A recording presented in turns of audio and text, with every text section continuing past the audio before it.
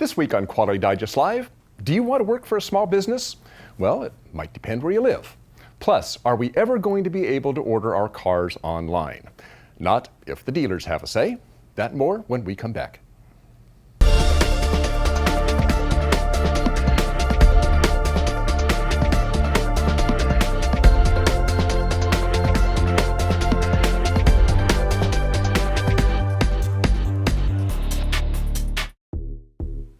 This episode of Quality Digest Live is sponsored by Hexagon Metrology. Hexagon carries the widest range of quality brands. With its extensive support network, Hexagon is also your partner. Hexagon Metrology. We are metrology. Welcome back to Quality Digest Live for May 29th, 2015. QDL is your weekly look at who and what is making the news in the world of quality. I'm Dirk Ducharme, Editor-in-Chief for Quality Digest. Our publisher, Mike Richmond, is on vacation. So typically, if we talk about delivering good customer service, our thoughts immediately go to our frontline people, the customer-facing people in our front office or out in the field. But according to Frost & Sullivan, companies are rapidly realizing that customer service is no longer the sole province of the front office. And they are identifying the impact that unresolved issues in the back office have on the overall business. So it kind of makes sense, right? Your frontline folks can only do so much without help from the back office people. So despite the major cost pressures due in part to our strained global economic climate, organizations are rapidly adopting what's called back office workforce optimization, or what Frost & Sullivan calls BOFO. What we're talking about here are the tools, largely software tools, that help automate and simplify back office activities. And these tools also provide visibility into and data about the people and the processes and the work performed in back office operations. So it's easy to see that this kind of information could help a company balance workloads and resources to increase throughput and improve quality and compliance. And it isn't just companies' desire to improve customer service delivery that is driving back office workforce optimization. There's also a faster return on investment, increased productivity, and greater transparency into those back office processes. Despite all this, according to Frost & Sullivan's research, there is still a lot of resistance to using these tools. And keep in mind that these are software tools, marketed by software companies. So there is some resistance to believing that there is a one-size-fits-all solution to back office efficiencies. Some managers simply feel that their problems are just too unique, or maybe it's just a distrust of the latest enterprise software du jour that is going to solve all your problems. No matter, people may be missing out on some of the benefits of back office workforce optimization and should at least look into these tools. So if you're interested in this and you want more information on Frost & Sullivan's research into BOFO, you can click on the link below the player page. If you are really interested in their market study of back office workforce optimization tools, you can download the entire study from their website for a small fee, $3,500. Okay, almost anytime you listen to business news on NPR or CNN or Fox News or whatever, invariably the term local business climate comes up. Is the city or county or state friendly to local business? Meaning usually fewer regulations and lower taxes, and this is particularly true, of course, for small businesses. So we constantly read about this state or that region being more or less business friendly or more or less small business friendly. What we don't hear much about is what it is like to be employed by small businesses in different parts of the country. And that was the thrust of a study done by WalletHub, a personal finance website that not only helps users compare financial products, but also takes a closer look at the issues that affect consumers' wallets. WalletHub analyzed the small business environment within the 100 most populated U.S. metro areas to assess their friendliness toward employees and job seekers. Here to discuss those results with us is Jill Gonzalez of WalletHub. Hello, Jill. Hi, Derek. Nice to be here. Thanks for having me. Sure. Well, let me make sure I said this right, and I understand the main thrust of your survey. WalletHub wanted to know which cities were the best or the worst as employees for small businesses. So you weren't looking at the small business environment for small businesses, but the attitudes of people working for small businesses in different cities. Do I have that right? A combination of the two. So we looked at 11 different metrics across 2 categories. We did include the small business environment. We also looked at the city's economic environment as a whole. Okay, and what were some of the key metrics, or what were you trying to measure with the questions that you were asking? Sure. So that first category I mentioned, that's made up of the number of small businesses within a certain city. Job and wage growth, both are important. Average annual salaries and industry variety. And then that second category is more made up on unemployment rates, length of an average workday, and population growth. Okay, were there any questions that related to, I don't know, was it a friendly work environment? I mean, things that kind of the touchy-feely end of things, as opposed to, let's say, the financial end of it for you. Those qualitative metrics are a little bit harder to gauge, but we did include the Gallup Healthways poll of the well-being within a city. So that is something that we wanted to include, so not just the economic factors here, but those other touchy-feely factors as well. Okay. Now, really often we hear, at least in our industry, that that money isn't everything to workers, that perhaps this work environment that we were just discussing here is more important. Did your study show that work environment, the touchy-feely stuff, had much of an impact on the overall quality of working for a small business in those different regions?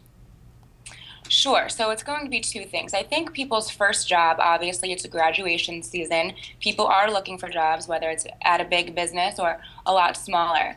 So when you're looking for that first job, I think that matters a little bit less. But if you're laying down roots to really start a career, that's when a lot of other things are really going to come into effect. So maybe the age of the population, what the percentage of the population is that's maybe 25 to 34 years old. What's the single life like there? What's the family life like there, if that's what you're looking to build?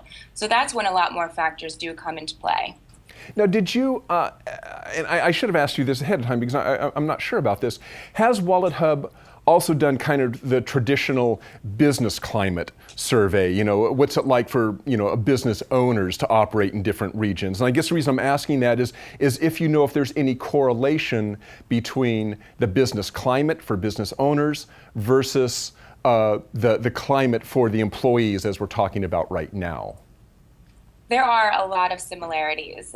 So it's going to be a little different from an entrepreneurial standpoint. For instance, an employee might be looking for the shortest work days, right? But an employer, an entrepreneur who wants to really bring people in to start working for his or her first company, they want people who are willing to go the extra mile, who want to work longer work days, maybe work for a little bit less. So it is kind of the opposite end of the spectrum there. And I noticed that at the top of the study, and I think these guys end up at the top very often, it was North Carolina. North Carolina is normally touted as having a good business climate in general for businesses large or small.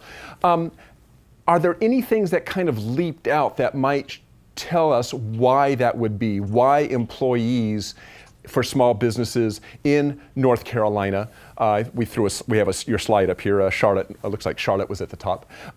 What makes Charlotte, North Carolina so special that it raises to the top of your list? Yeah, so those cities are often touted, those research triangle cities. So it really wasn't a surprise there.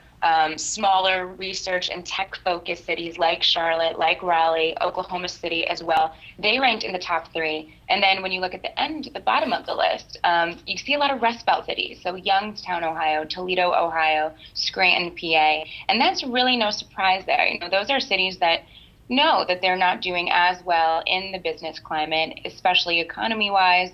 And they're looking to get into some other fields, so they can't be steel cities anymore, unfortunately.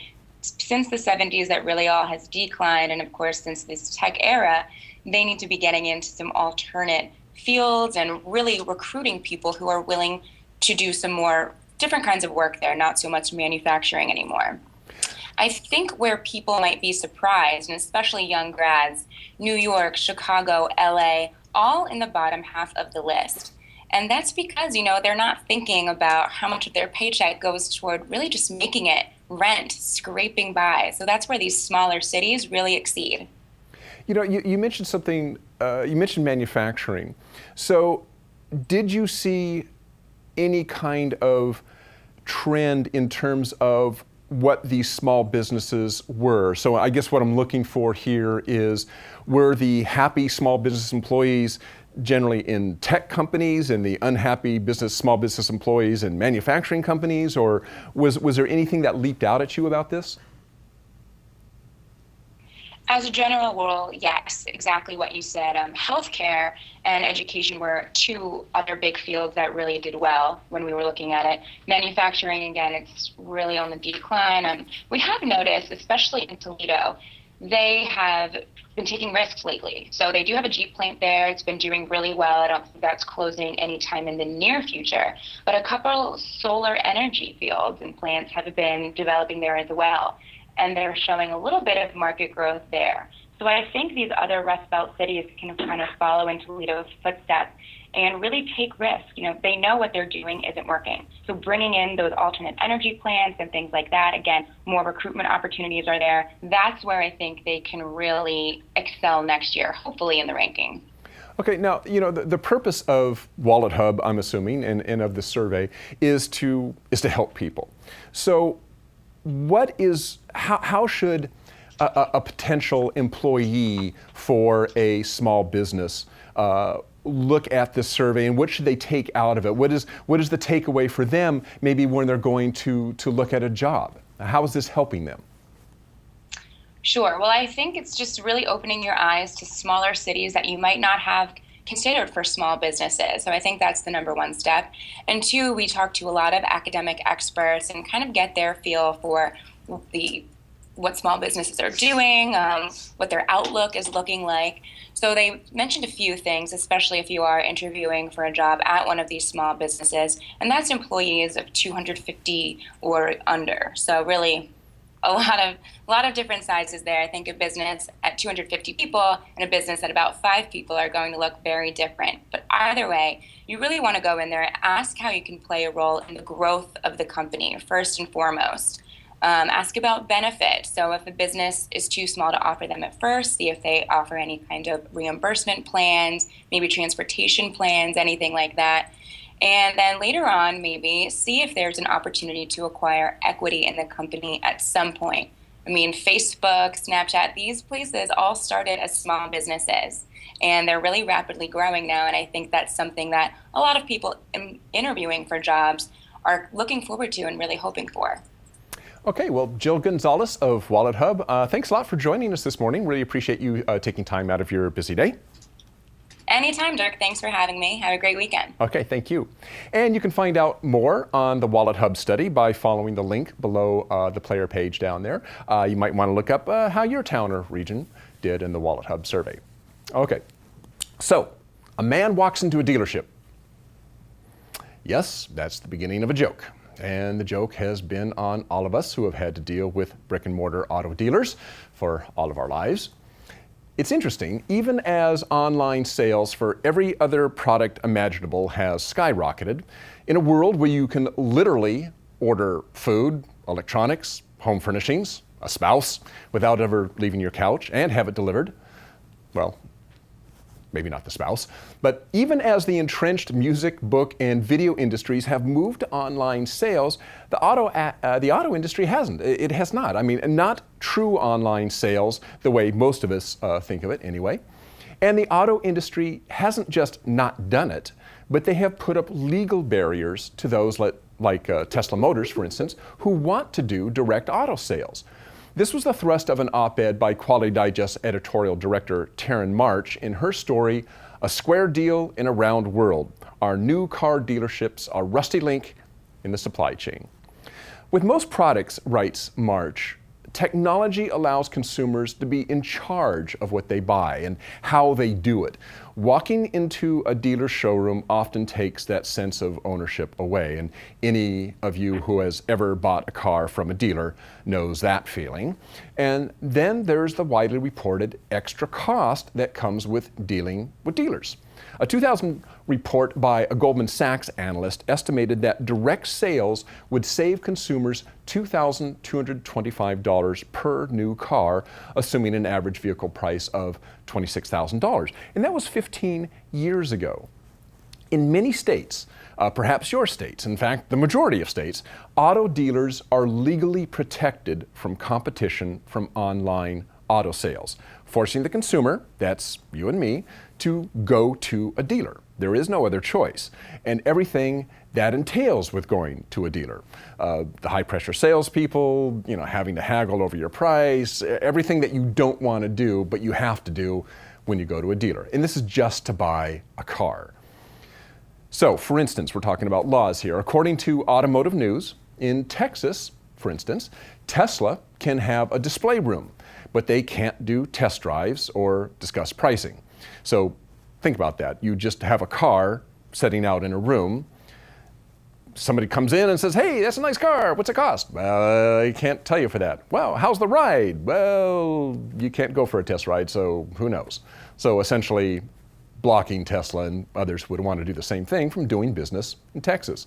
In West Virginia, a bill sent to Governor Earl Ray Tomblin read in part that a manufacturer may not act in the capacity of a new motor vehicle dealer or operate a dealership, including but not limited to displaying a motor vehicle intended to facilitate the sale of a new motor vehicle other than through franchised dealers, unless that display is part of an automobile trade show that more than 2 automobile manufacturers participate in. So again, pretty much aimed at Tesla and anybody who would follow in their footprints. Similar blocks to Tesla and others abound. How many of you are lean and supply chain professionals? Does this model make sense to you? I mean, isn't the goal to remove unnecessary steps in the supply chain, or at least not put up barriers to those who want a more efficient supply chain? Aren't consumers supposed to be driving the purchase and delivery models that manufacturers use? I mean, where is the customer in all of this? It's almost like automakers and their dealer franchises didn't get the memo about them serving the customer, not the other way around, which is the way it works right now. Some supporters of these protectionist laws argue that it is saving jobs. And the argument is that if you don't block competition for dealers, that people will lose their jobs. The dealerships will close, your salespeople will lose jobs, and all the support people and so forth. The sad thing is, for both automakers and their dealer franchises, is that it's just the opposite. Not listening to the customer and to the market can only ever come back to bite you in the rear end, meaning loss of jobs.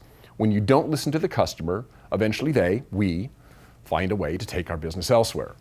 Want an example? Look at the big box bookseller Borders. Through a series of missteps, most notably not investing enough in online sales, while at the same time amping up CD and DVD sales in their brick and mortar stores, Borders backed itself into a corner it just couldn't get out of fast enough. They did this at a time when music and movie and book sales were already moving to largely online sales. Nearly 20,000 jobs were lost when Borders closed its 500 some odd stores in the US. By the way, Blockbuster suffered from the same problem on the video front. That's what happens when you don't listen to your customers and pay attention to how they want to buy. Barnes & Noble, the other big box bookseller, did not make the same mistake. It invested in online sales of books and other products, and it survived. Automakers and auto dealers need to do the same. If automakers don't quickly embrace direct sales, they are falling too far behind the ball. And by direct sales, I mean really direct sales, not order from the manufacturer and then force the customer to go to the dealer to finish the deal. That's not direct sales. That's the kind of way some online auto sales work right now. That's not direct sales. Forget blocking the competition's online sales. That's not the way to compete in the marketplace. Competing is not forcing government to block your competition. That's not competing. Dealerships need to change their business model, do something to make their brick and mortar stores more attractive to customers, to give customers something that they can't get online. They already have an advantage, right? They've got beautiful showrooms and they've got human beings. There's a lot you can do with that. Taryn Marsh had a great example at the end of her article. There's a guy in Seattle, a dealership owner in Seattle, Brad Miller. He streamlined the sales process at his Toyota and Honda dealerships in Seattle. And he first of all, what he did is he eliminated the sales commission. That means, no high pressure sales, right? And he offered transparent financing based on a credit score chart posted on the wall. So simple credit financing. The same salesperson handles each customer's purchase from start to finish. So sure, as you might expect, during the first few months of implementing the new process, most of Miller's sales staff balked. And sales plunged from about 100 a month to 70. But eventually, his dealerships came back to their formal level, and Miller is now looking at increasing salaries for his better trained staff, and he's giving a better customer-facing experience to the customers right now. They're basically walking into one of his stores is not a whole lot different from walking into any other store where there is not high pressure sales. It's just more comfortable.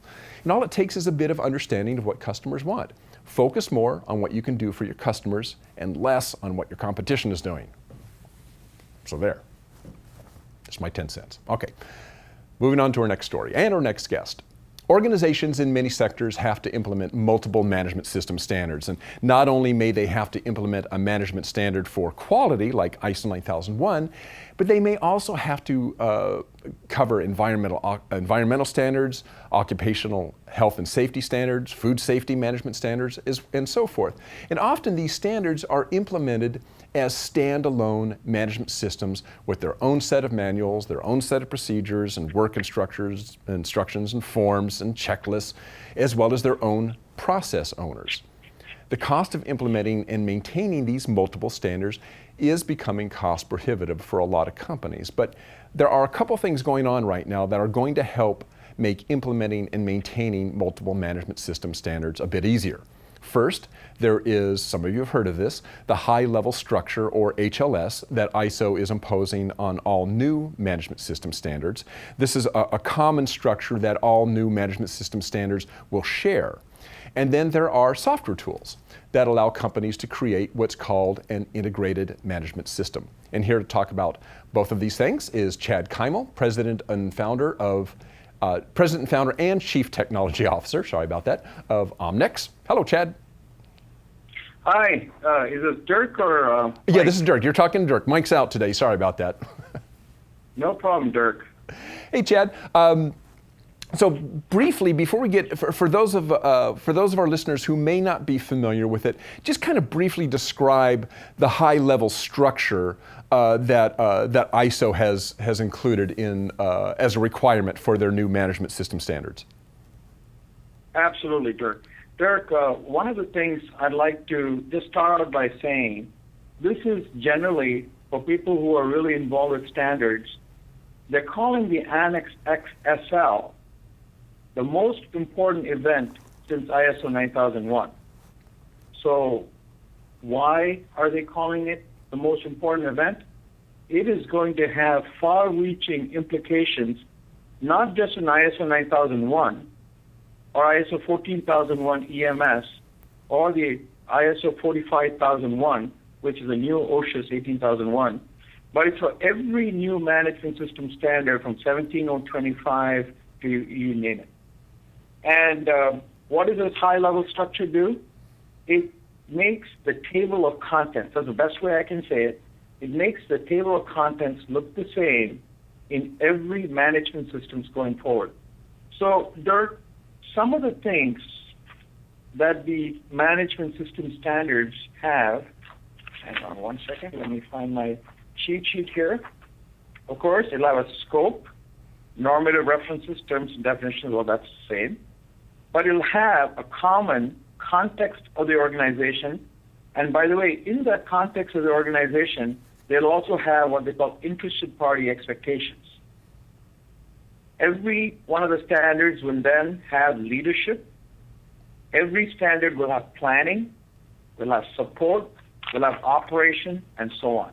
And so, does this mean then that because this common structure, because you have this common structure, if you had, if your company had to be ISO 9001 registered and let's say ISO 14001 registered, that you could use this same structure to kind of build both standards or build into your requirements for both standards all within one document, that sort of thing? Dirk, a very good question. So before I answer that, let me tell you what 99% of the companies have today. When I visit these companies, they have what I call a standalone management system for the quality management system. I just won't say ISO 9001 because many of your listeners may be automotive or aerospace or, many different flavors, ISO 13485, medical devices. So the QMS, they have a quality manual, they have procedures, they have work instructions, forms and checklists just for the quality management system. Then they have an identical standalone system for the environmental management system. They have though it's not required, they'll have an EMS manual, many of them do. They'll have procedures, work instructions, forms, and checklists. They have a standalone one for ISO 14001, and so on. Today, companies are faced with, many people have IT standards, 27001. Many companies have to do AS 9100 and medical devices or automotive. So the short answer is, suddenly companies will be able to see that these standards are all asking for very similar kinds of things, Dirk, and they can implement what we call integrated management systems. That's why this high-level structure is so important. And so when you talk about, you kind of introduced it there, so you introduced the topic of an integrated management system. How does that work? Is this simply a matter of identifying those processes that are duplicates and then eliminating the duplication? What is actually going on within this integration? Yeah, let me do a couple of things to just tell you. So I think this is the era of the integrated management systems. In fact, for Quality Digest, I wrote an article in, I think, 2005. It's still a very popular article, and we're asked for that article over and over again. And it was about integrated management systems. So you could do integrated management systems at any time. And at that time, what we did is we integrated ISO 9001 and 14001. Okay, but with this new Annex SL and the common high-level structure, it is going to be one of the very important drivers of integrated management systems. So we identified three other drivers that's going to, create this need in the marketplace. Of course, the second is what I call the proliferation of standards. And why do we have so many different standards?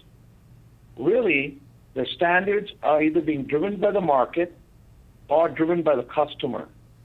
And the idea that companies are abiding by a certain minimum level of standards and management systems really, gives a lot of confidence to the market and to the customer. Let me explain what I mean by confidence to the market. So one very, important incident happened, which is really for those of us, and I'm talking to you from Michigan, that affected the automotive market here is the Toyota incident, in terms of the braking system. And that led to a standard called ISO 26262, functional safety. Whether they will consider this a management system standard or not, we have to wait to tell. But what I'm talking about, the proliferation of standards. The second event, well, there are many events, so more than one event, but you can imagine another big driver into the proliferation of standards really is the Sony break-in. So what does the Sony break-in tell every large company? They better put very high IT levels, IT security. So suddenly a new set of standards are going to come into being. And we're seeing it actually even at a country level, Dirk. In fact, the country of Dubai has set a set of standards for all the businesses in Dubai. And so anyway, the second point I wanted to make is proliferation of standards. Third is, with this proliferation of standards, our implementation and maintenance costs for the standards are going to go up. And the fourth is, companies have very far-flung supply chain. And a lot of the companies we deal with are global companies, and which we call the challenge of the enterprise. All four of these drivers are going to, help or bring in and usher in integrated management systems. So, and Chad, I'll just jump in right now because we're running out of time. But if you want to know more about implementing an integrated management system and how that works and how you can use the HLS and software and so forth to bring all of your management systems together, integrate them. Chad Kymal will be leading a webinar next week, implementing ISO 9001:2015 using integrated management systems and enterprise-wide quality software. He'll be doing this with Quality Digest. I'll be moderating, and this is next Thursday, June 4th, 2015 at 2 p.m. Eastern and 11 a.m. Pacific. 2 p.m. Eastern, 11 a.m. Pacific. So be sure to sign up for that. You can just click the link to the story below the player page down there. So Chad, appreciate you joining us this morning. Hate to cut you short there, but we got to go. No problem, Dirk. Just to let folks know, I wrote an article for you also.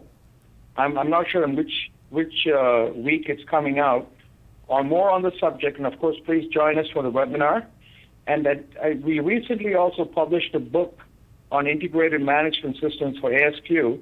I myself, Chad Kymal, Greg Gruska, and Dan Reed published a book, and we're giving a free executive overview of integrated management systems with a link, I believe, Dirk. Okay. All right, so, and I believe we have a link actually out to the book. If you go to Chad's article below the player page down there, I believe there is a link to the book on ASQ's website down there if you're interested in checking it out. So Chad, thanks for joining us. Thank you, Dirk. Okay, we'll see you next Thursday. Well, that wraps up this week's show, but before we go, I would like to thank our sponsor, Hexagon Metrology. Hexagon Metrology is committed to helping you control your processes, enhance the quality of your products, and increase efficiencies. They empower you to stay one step ahead of a changing world with their wide range of product offerings, nearly 200 years of expertise, and an extensive support network. Hexagon Metrology, where quality comes together. For more information, just click on the banner ad just below or to the right of this video player screen. Also, thanks to Joe Gonzalez of WalletHub and Chad Kymal of Omnex for joining us this morning. And don't forget to sign up for that webinar, implementing ISO 9001:2015 using integrated management systems and enterprise-wide quality software, June 4th at 2 p.m. Eastern, 11 a.m. Pacific. All right, from all of us here at Quality Digest, have a great weekend.